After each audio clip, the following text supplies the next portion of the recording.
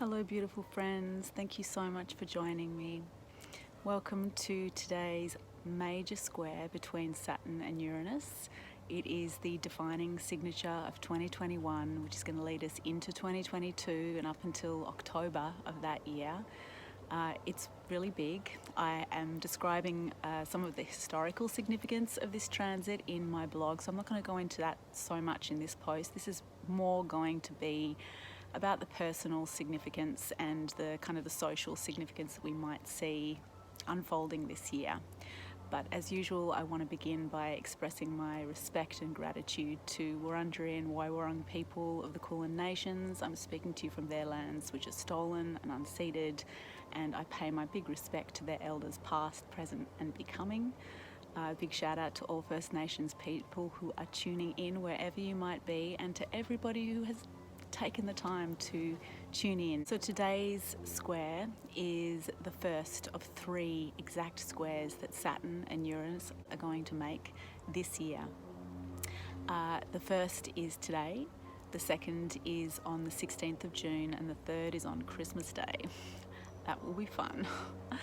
This is a really powerful transit, and it's going to affect some people more than others as usual, depending on the placement of these planets in your chart. But overall, the energy of Saturn square Uranus is, the catchphrase is the old versus the new. Squares are dynamic, tense aspects that are very uncomfortable. They have a kind of a Mars quality to them, so a kind of a fighting, a conflict that's occurring between the qualities of the 2 planets in play. But they're very productive. They force us to make change that creates a new possibility. Saturn and Uranus are both the rulers of Aquarius, and of course Aquarius is super powerful at the moment. That's where the great conjunction between Saturn and Jupiter occurred in December last year, defining the next 20 years of unfolding changes and the kind of the signature and the nature of the time ahead. Aquarius is a really forward-looking sign. It is really characterized by new structures that are more decentralized and more equal, a spread of power between people. The pinnacle of Aquarian energy is the full self-expression of individuals who serve society through the expression of those gifts.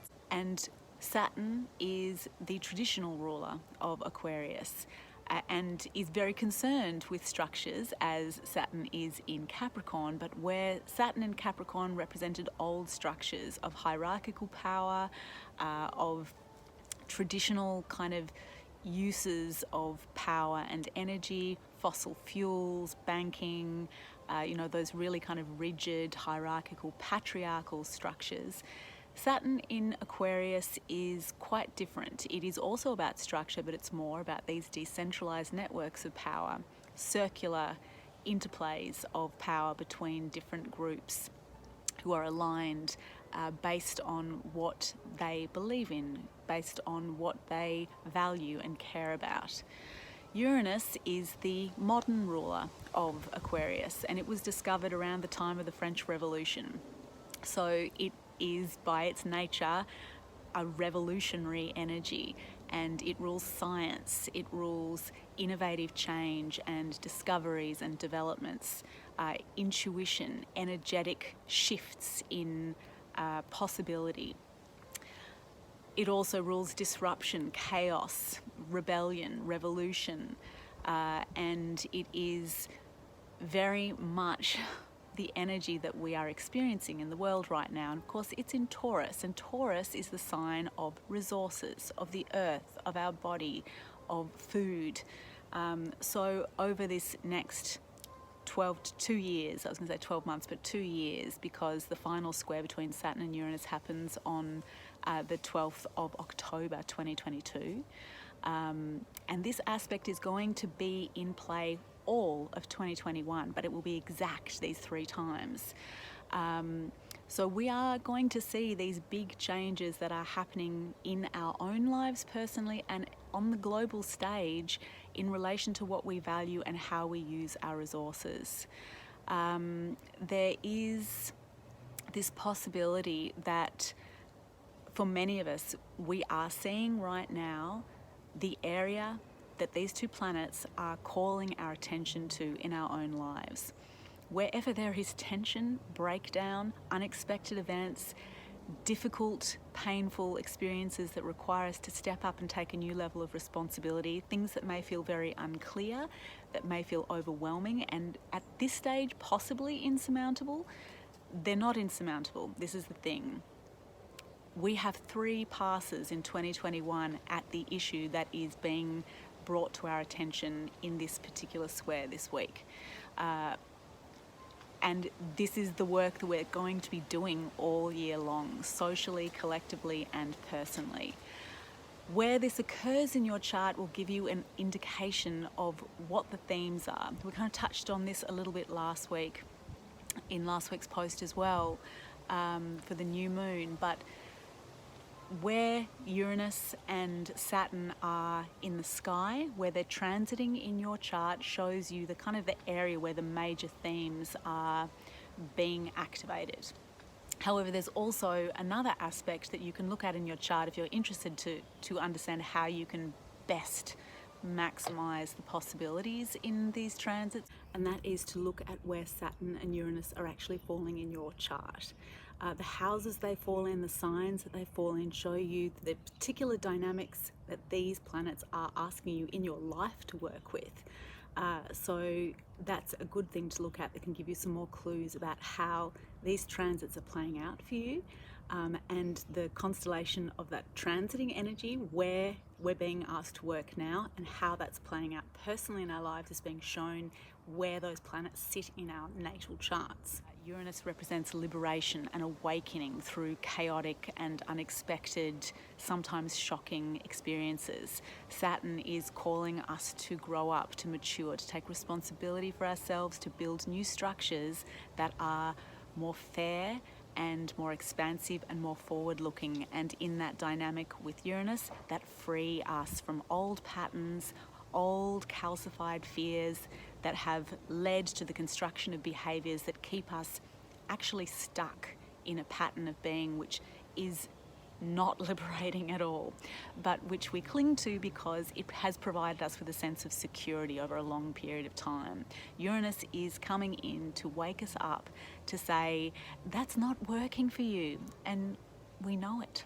We know it's not working, we don't know how to change. So this first square between Saturn and Uranus may be throwing up challenging situations in our lives that feel so overwhelming because we don't know how to change them. We don't know how yet to roll out a new way of being, how to innovate. The fear may feel insurmountable at this point in time, but that is going to kind of unfold and soften even this week. So today, Saturn and Uranus make an exact square. Tomorrow, the Sun moves into Pisces. And in Pisces, the Sun, which represents our consciousness, as well as our ego identification, when it moves into Pisces, there's part of our conscious identity that is really unifying the fragmented parts of our lives that are not working in tandem with each other. On Saturday, we have a square becoming exact between Venus and Mars. And, you know, they are the 2 interpersonal planets that relate to romantic love and desire. So we may experience some tensions in relationships, romantic or otherwise. Mars, you know, and squares again, they're these tense kind of aspects that contain some kind of quality of conflict or friction or tension or anger even. So there could be arguments. However, Venus is in a superior square to Mars, so she has the upper hand in this dynamic. She has the ability to soothe and placate Mars to some degree, to bring beauty to a situation, to bring a sense of affinity and friendship and care to a situation that allows Mars to see another side of things, to feel more at ease. Mars is not in his most comfortable place in Taurus, and Taurus is ruled by Venus. So Venus has a lot of power to bring a sense of ease and well-being to Mars in this dynamic. So things that may start out tense and conflictual, not sure if that's a word, but they are likely to resolve a situation that is more harmonious. On Monday, we have Mercury stationing direct. We've been experiencing the influence of Mercury retrograde for the last few weeks, and it's been, in quite a Uranian fashion, throwing up all kinds of, technological hiccups, issues in communication, all kinds of sort of breakdowns and complications.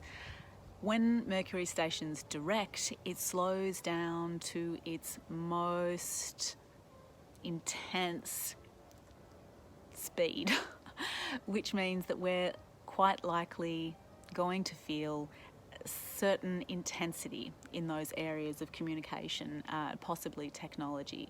But there's also this encouragement to slow down and to reflect inwardly. Retrograde motions are really asking us to turn inward, to quieten down, and to look over what has been unfolding, what has come to light, what situations and events have occurred over the last few weeks that have brought some new information to bear in relation to things that we already knew, that have given us a different perspective on things that have been happening in our lives.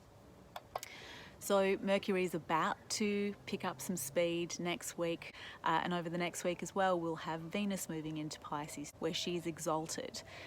So we have some really, really positive aspects. But certainly some of the things that are occurring in our lives and in the world feel quite intense. There's a very strong feminine signature here because Venus is quite powerful right now, although she's still answering to Saturn in Aquarius. Saturn is the big boss still in the skies. All the planets are answering to Saturn. Venus is also the ruler of Taurus, which is where Uranus is. So some of the things that we're seeing in the world have a very strong feminine signature.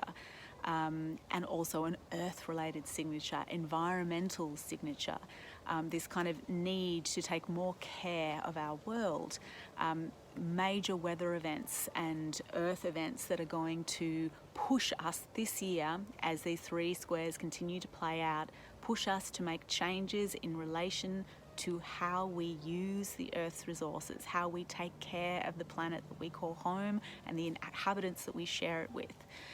This is going to be a major signature. Uranus is also related to scientific innovation, so it's quite likely that we're going to see some major, incredible and exciting, innovative technological advances that allow us to use energy in a way that is way more efficient and way more beneficial for the Earth.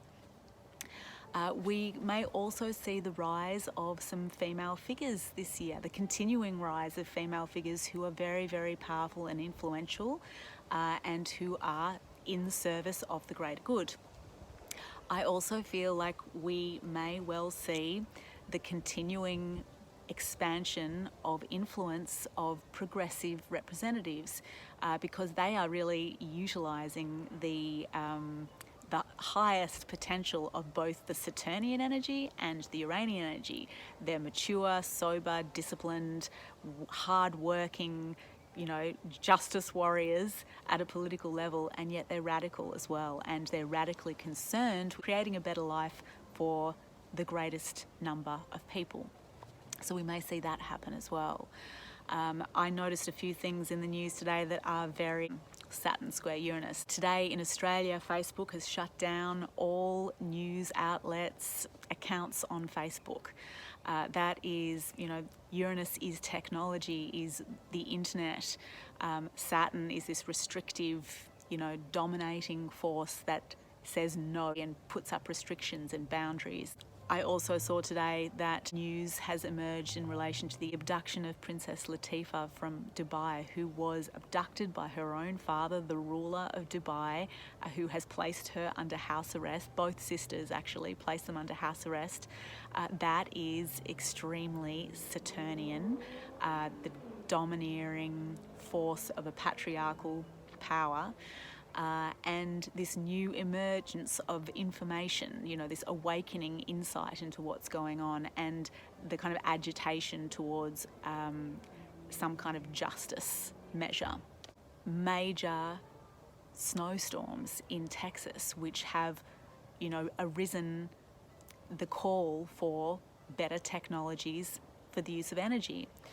Because the existing systems have not supported the state in a period of weather crisis. Another situation that's very Saturnian and Uranian is the arrest of the Spanish rapper, I've got his name now, Pablo Hasél, who was arrested by the government for his lyrics because he was critical of the government.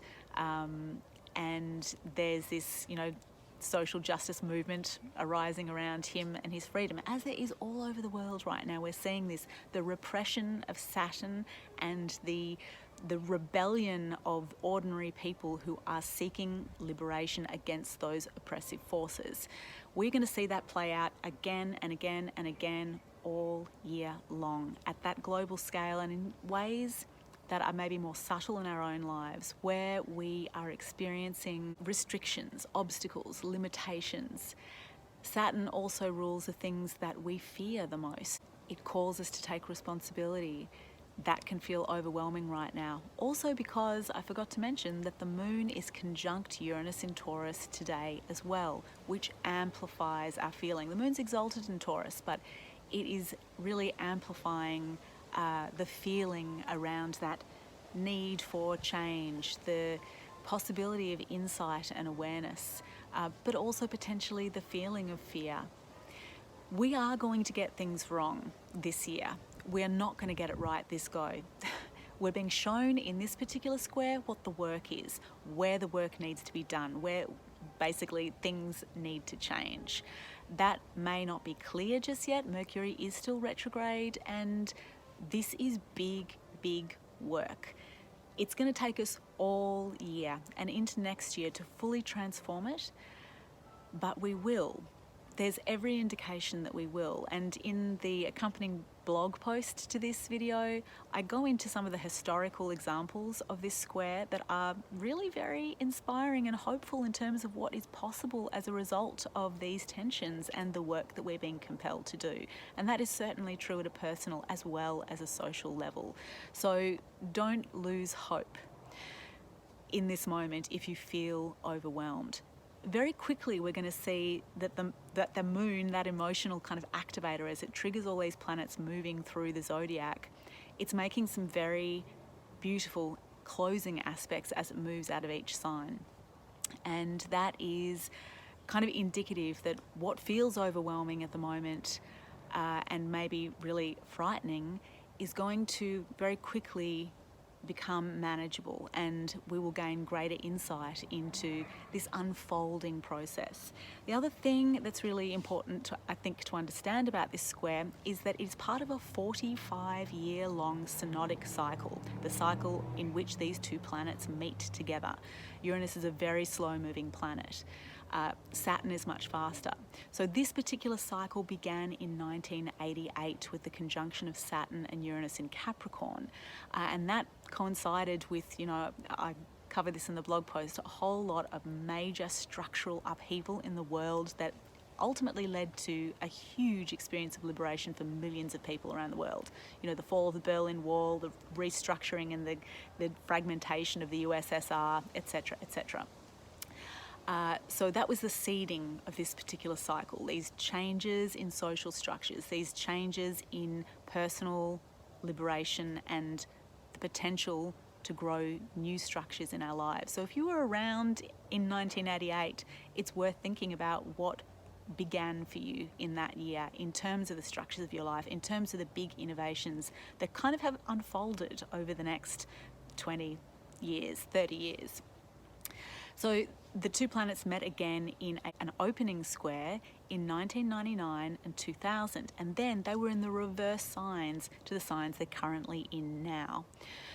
So something opened up then, a tension opened up, a new chapter in our lives in terms of what we were aiming for, where we were wanting to get to, and here we are now. The two planets met again in an opposition in 2008. Barack Obama was elected on the first day of that opposition, and then the world fell into global financial collapse.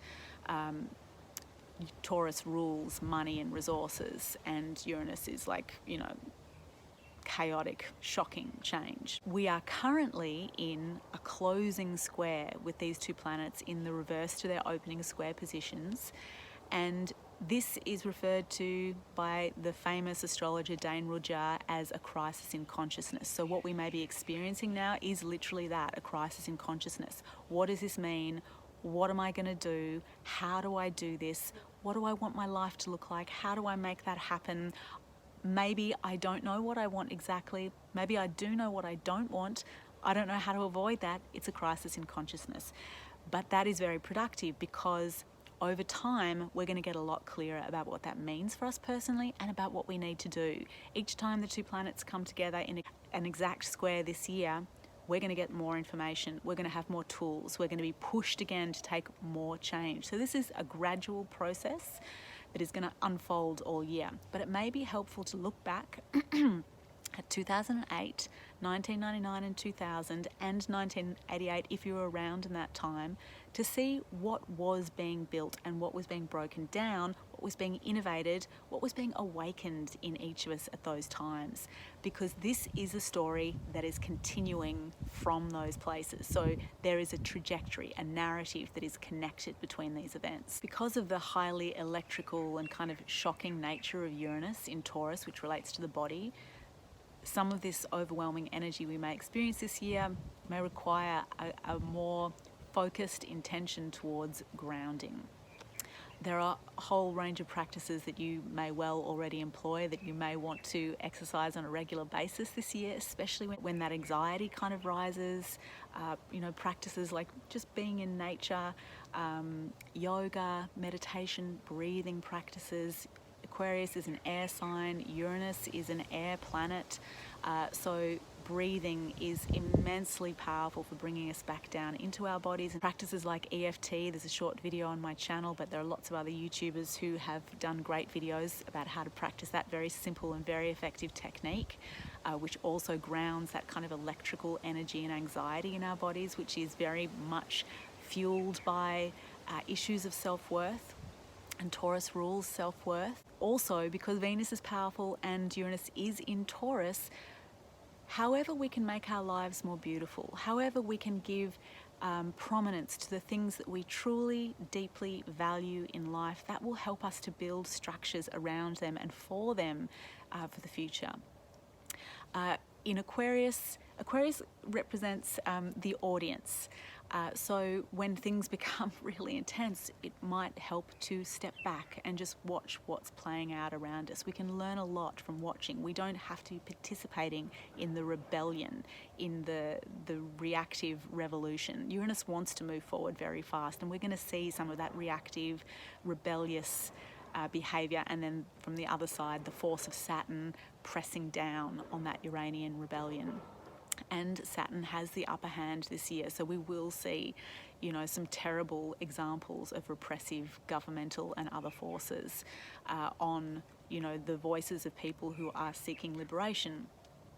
That's not to say not to agitate for greater justice and freedom, but the best way we can do that is to be very Saturnian in the way we approach it. That is to take responsibility for ourselves, to be disciplined, patient, to work hard, step by step, to understand that the obstacles that are being thrown in our path, the limitations, obstructions and restrictions that feel so frustrating, that trigger our fears, they're actually uniquely designed for each of us to help us gain mastery over our lives. That is the magic of Saturn. Saturn is one of the malefics, the greater malefic, because the hard work feels really hard sometimes, and it does trigger our deepest fears. But Saturn is a very magical planet, because if we do follow the laws of Saturn, slow down, work slowly and with diligence and a sense of maturity to achieve the goals that are really important to us, Taurus, then Saturn delivers really profound, long-lasting benefits. Wherever we have experienced those restrictions is where we also experience the gifts eventually. Eventual is really the catchphrase of Saturn. He delivers after a long period of time. And this square between Saturn and Uranus is lasting for a really long time, more than a year. Very intensely for all of 2021, and then more loosely, but then coming into a near exact square in October 2022. So we have time to work this out.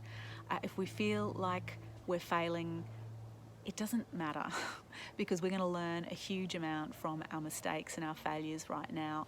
We don't want to be too hard on ourselves, but we do want to bring that Venusian beauty. There is this power, especially with the square, as I mentioned, between Venus and Mars on Saturday, for beauty and kindness and a sense of ceremony as well. Venus is answering to Saturn, and Saturn is about kind of the rituals of life.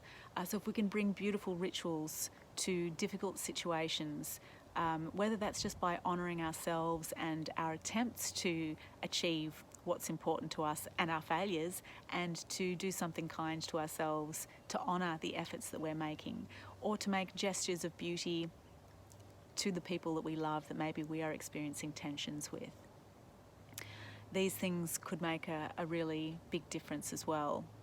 What we're really working towards is a more beautiful life and a fairer life for all of us. And that is possible. That's not a utopia. That does not mean there will not still be conflicts and challenges and human nature, coming to the fore in all its myriad negative and positive manifestations. But we can, and we have already succeeded in creating a better world. 50 years ago, I forget the percentage off the top of my head, but it was like 80% of the world's population was living in dire poverty.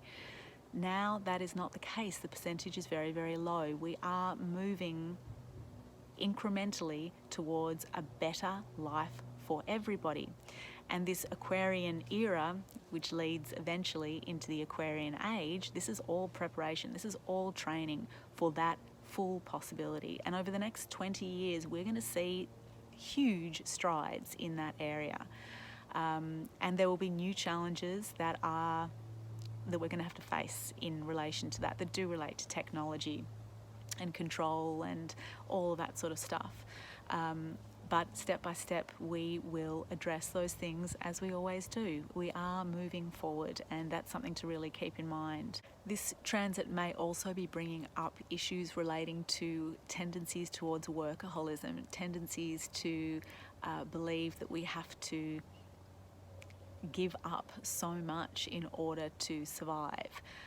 Uranus in Taurus is really talking about kind of revelations in relation to our potential to live a good, healthy and powerful life without having to, sacrifice so much of what's important to us. A better balance between quality of life and work. That is a very exciting possible outcome of this squaring dynamic over the next couple of years. I know I'm going to need those whole 2 years to work that out. Please let me know in the comments below if you are noticing like big shifts and changes and challenges in your life and where they're happening. If you know what houses they're occurring in, I'll be so interested to hear how it's playing out for you. And so much love and support. If you are finding this really challenging, have faith. It is going to result in some amazing outcomes. Uranus does bring liberation, and Saturn brings mastery and the rewards in the long run. I'll see you next week for the new moon update. Sending you so much love, beautiful friends. Thank you so much for joining me here. Much, much love. Bye.